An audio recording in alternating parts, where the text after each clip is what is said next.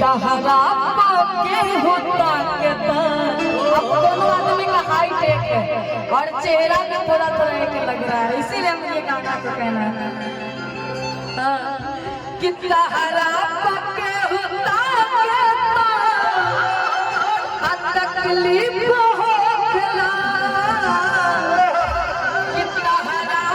के होता के तकलीफ होखला झलको से के बुझा के ताले बजा झलको से के बुझा के तकलीफ होखला हमारा के बुझा के तकलीफ होखला कहरा के बुझा के तकलीफ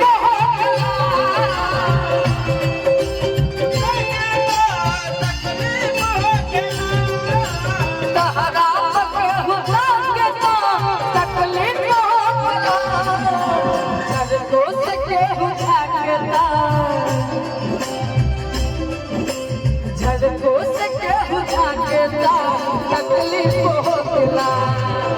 कहरा के बुझा के तकलीफ होखला। ये भैया देखिए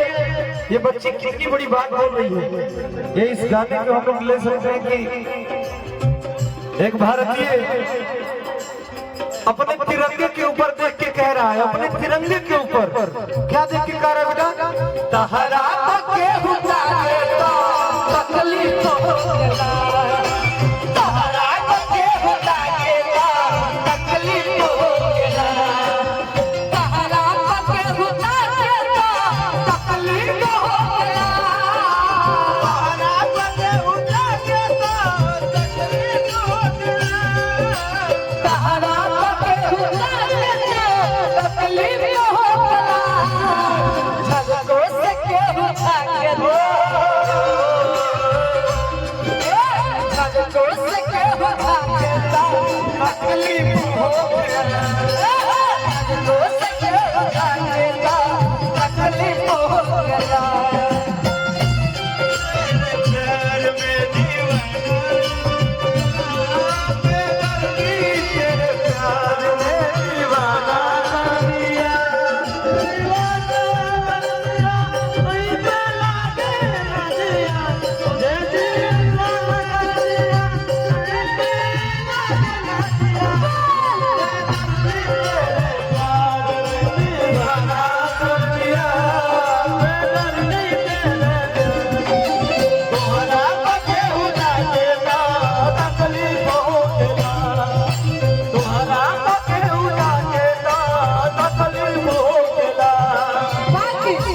क्या कहना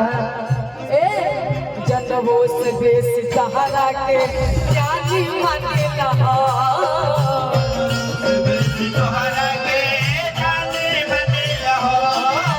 जनवो से बेस सहारा के जानी माने लहा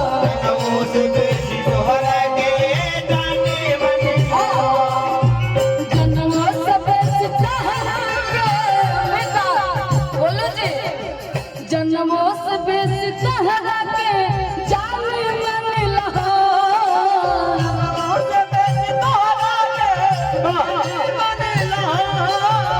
जन्मों से बेसी तहरा के